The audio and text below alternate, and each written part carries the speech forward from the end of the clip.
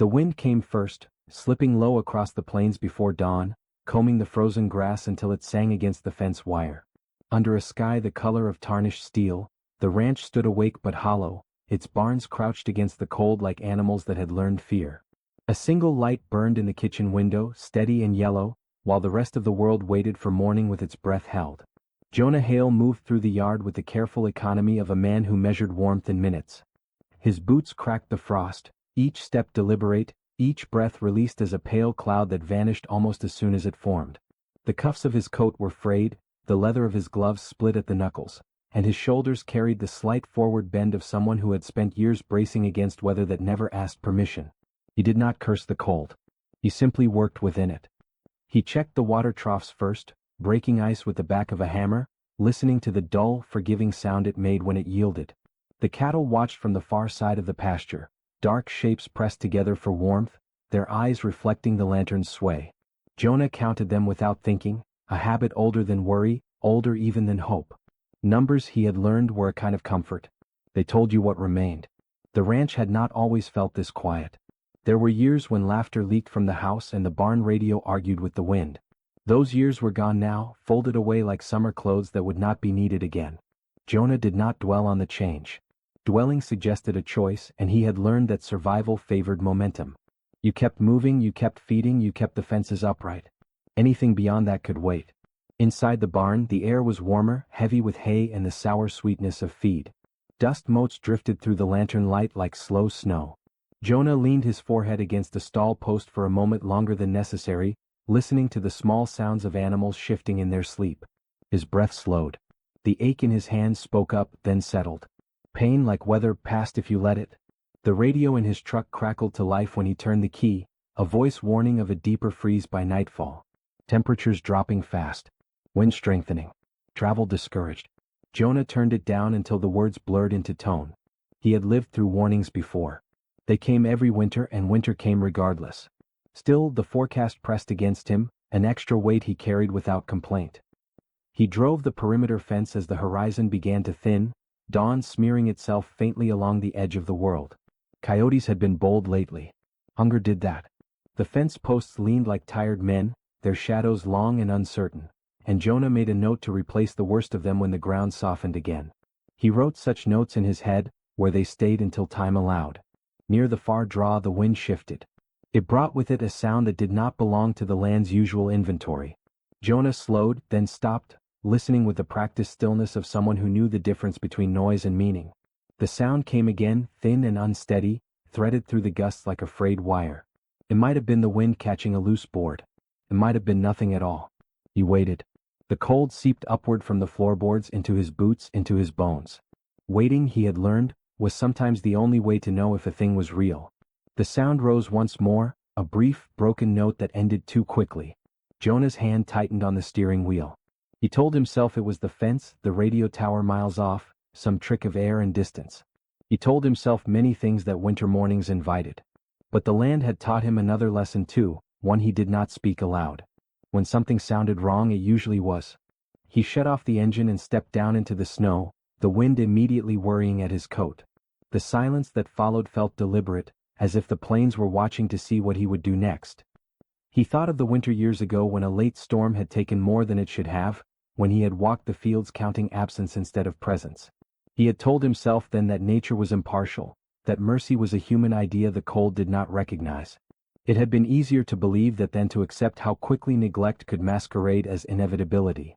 Since then he had lived by a narrow rule: do what you must, feel what you can afford. It kept the work clean and the nights short. Yet the rule had costs of its own. It asked him to pass by certain questions and leave them unanswered, freezing them out like shallow water. Standing there now, he felt those old questions stir, inconvenient and persistent. If he drove on, the sound would fade and the day would unfold as planned. If he followed it, there would be consequences he could not yet measure. Winter did not forgive mistakes, but neither did it respect indifference. The land remembered everything, even what men pretended not to hear. Silence had never meant innocence here. Jonah stood there longer than he needed to, the horizon brightening by degrees, his breath counting time. He could leave. He could finish the fence, circle back later, tell himself he had imagined it. The ranch would not blame him. It rarely did. Yet his feet did not move, and in that stillness, a small shift took place, quiet as frost forming.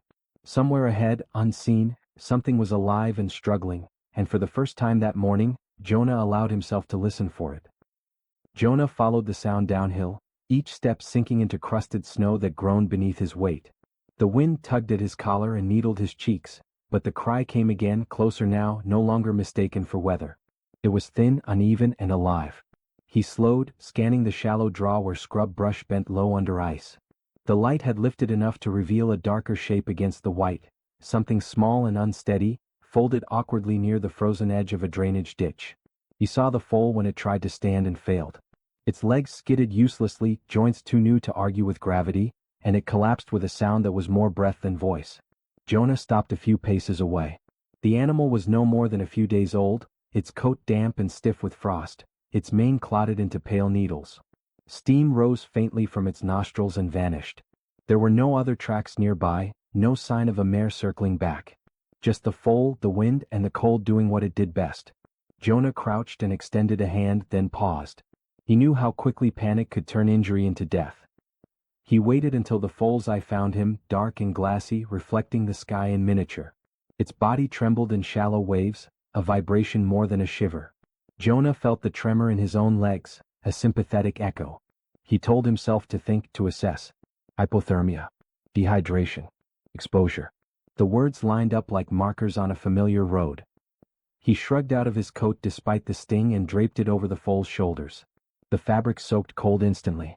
The animal startled, then stilled, leaning into the weight as if it recognized intention. Jonah slid an arm beneath its chest and lifted, surprised by how little there was to lift. Bones and fragile resolve. The foal made a small sound, not fear exactly, but protest, as though the world had already asked too much of it. As he stood, Jonah searched the ground again, needing proof that this had not been abandonment. Sometimes maras wandered.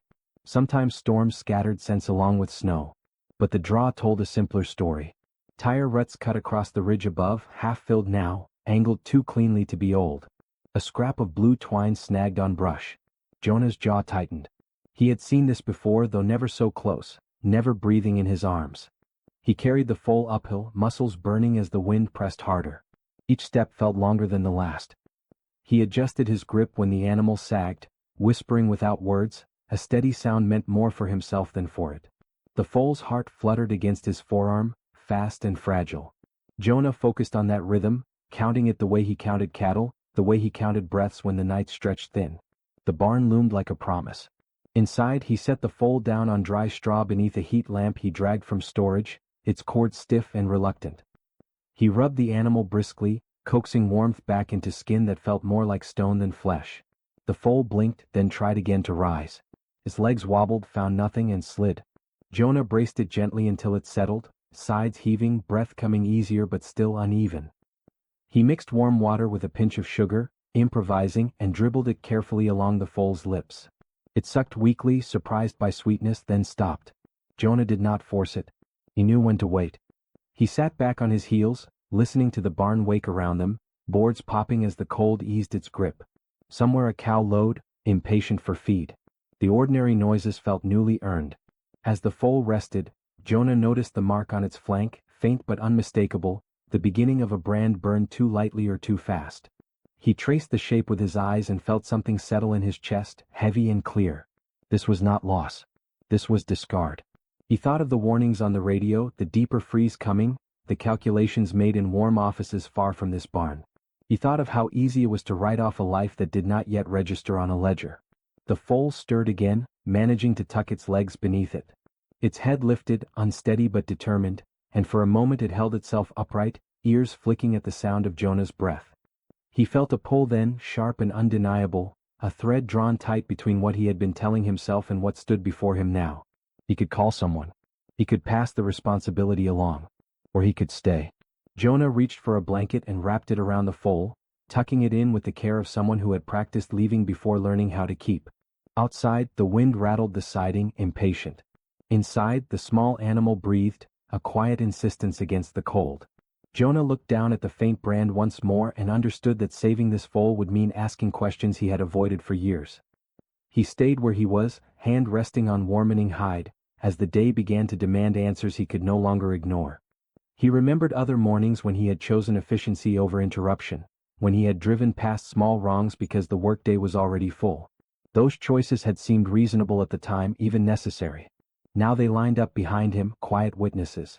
He wondered who had driven those ruts, who had decided a newborn was expendable, and how many similar decisions disappeared into weather each year. The barn felt smaller with the thought, yet steadier too, as if bearing weight gave it purpose.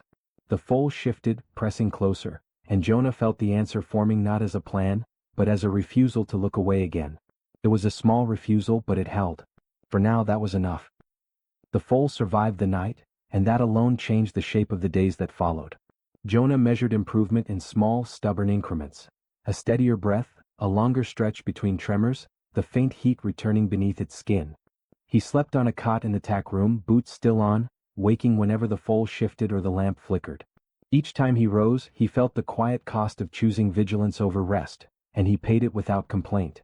By the second morning, the foal could stand for several seconds before swaying. Jonah supported its chest and waited for balance to arrive on its own. He spoke little, saving words for moments when the animal startled, letting tone do the work language could not. Outside, the freeze settled deeper, sealing the world in pale silence. Inside, the barn became a narrow harbor, warmth rationed carefully, attention given without ceremony. The mark on the foal's flank grew clearer as swelling receded. Jonah photographed it, careful with angles and light, then tucked his phone away. He called the local vet, who listened and asked measured questions.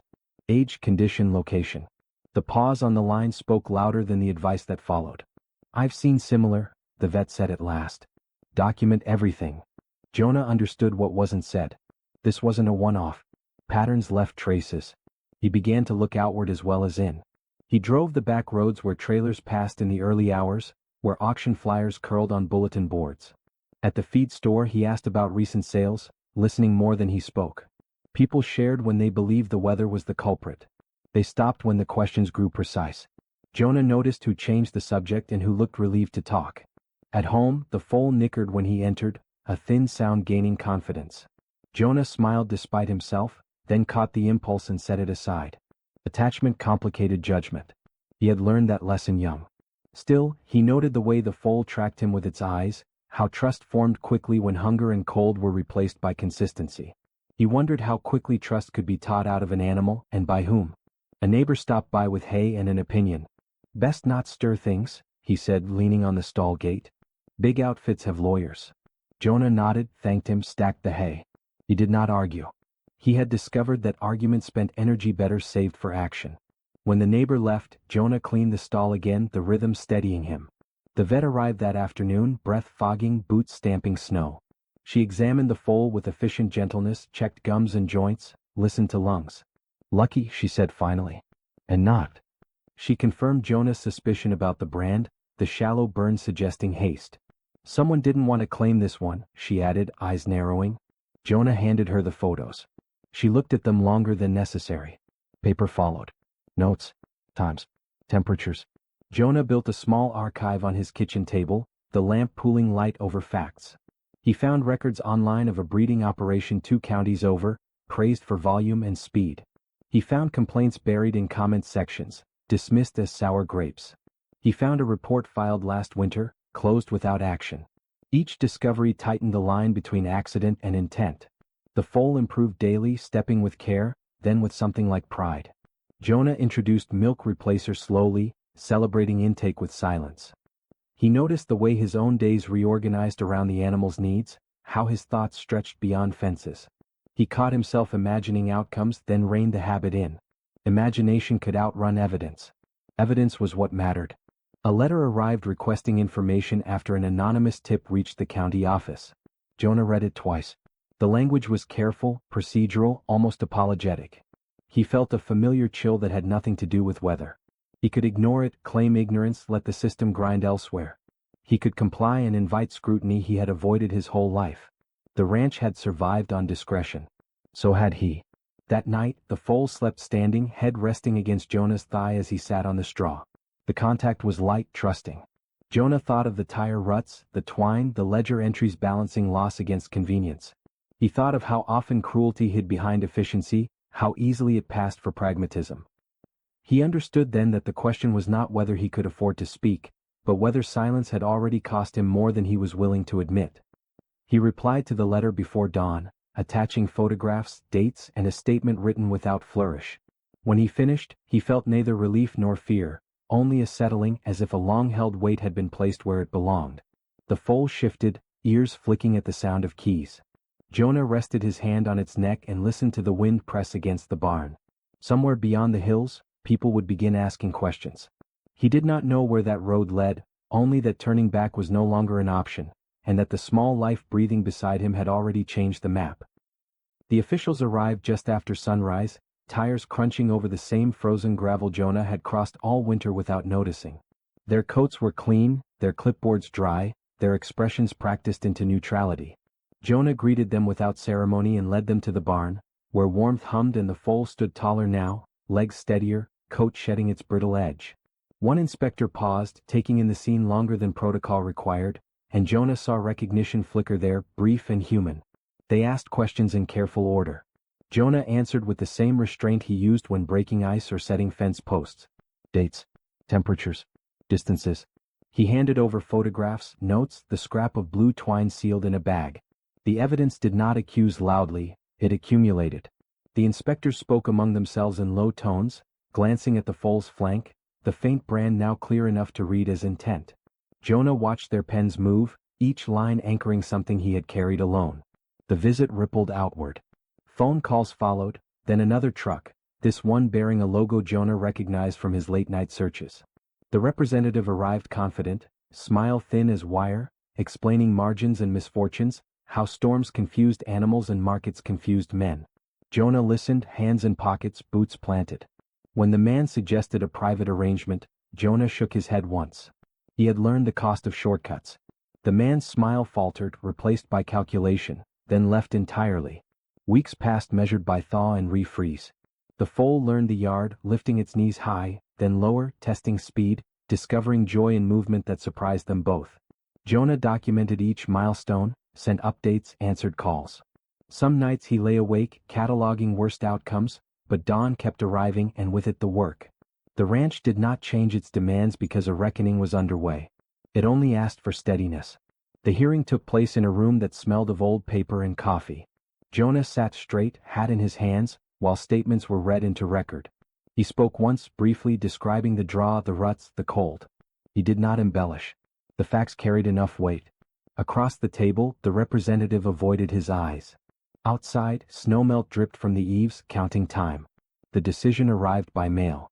The operation was fined, audited, its practices suspended pending compliance. The language was restrained, almost apologetic, but the effect was unmistakable. A pattern had been named. Jonah set the letter down and stared out the window until the words loosened their grip. Justice, he thought, was rarely dramatic. It arrived like spring, uneven and late, asking patience of those who needed it most. The foal took its first unassisted run that afternoon, a crooked sprint that ended in a tumble and a startled snort. Jonah laughed then, a sound he did not recognize at first. He knelt, brushed straw from the animal's shoulder, and felt the easy heat there, the proof of survival earned inch by inch. He thought of the mornings when laughter had belonged to someone else, and of how it had found him again without asking permission. Neighbors stopped by, quieter now, bringing grain and cautious congratulations. Jonah accepted both, aware that attention carried its own risks. He did not preach. He did not frame himself as anything more than a witness who refused to look away. When asked what he would do next, he shrugged. Same work, he said. It was true and also not. As the season turned, the pasture greened in hesitant strokes. Jonah opened the gate and watched the foal step into open space, pausing as if the horizon itself required permission. The animal moved forward, then back, then forward again, learning the give of earth underfoot. Jonah stood at the fence, hands resting where the wire hummed, feeling the old ache in his joints ease. The land looked different to him now, less indifferent, more accountable. One evening, as the light softened into faded gold, Jonah found the scrap of twine again in a drawer and threw it away. He did not need the reminder anymore. The lesson had lodged elsewhere, quieter and harder to dislodge. Kindness, he had learned, was not a detour from responsibility. It was a form of it, demanding attention, patience, and the willingness to endure discomfort without applause. The foal returned at dusk, breathing hard from play, pressing its head against Jonah's chest with unself-conscious trust. He rested his chin there and closed his eyes, listening to the shared rhythm slow. Beyond the fence, the wind crossed the plains, the same as ever, carrying news of weather and time. Jonah opened his eyes and looked out over the ranch, no longer hollow, simply awake. Some reckonings ended with noise. This one ended with a life standing where it should not have been, and a man who understood at last what remained. In the days that followed, letters arrived from strangers who had heard fragments of the story and filled the gaps with their own memories. Some thanked him. Some apologized for things they had not stopped.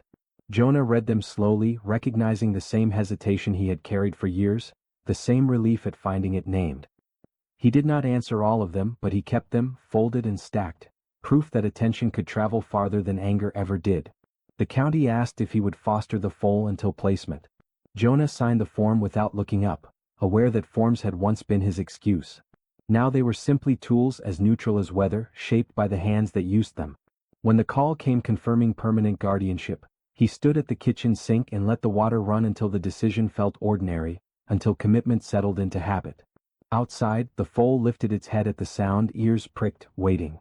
Jonah dried his hands, opened the door, and stepped back into the work, knowing that extraordinary things rarely announced themselves, and that what remained was enough to begin again.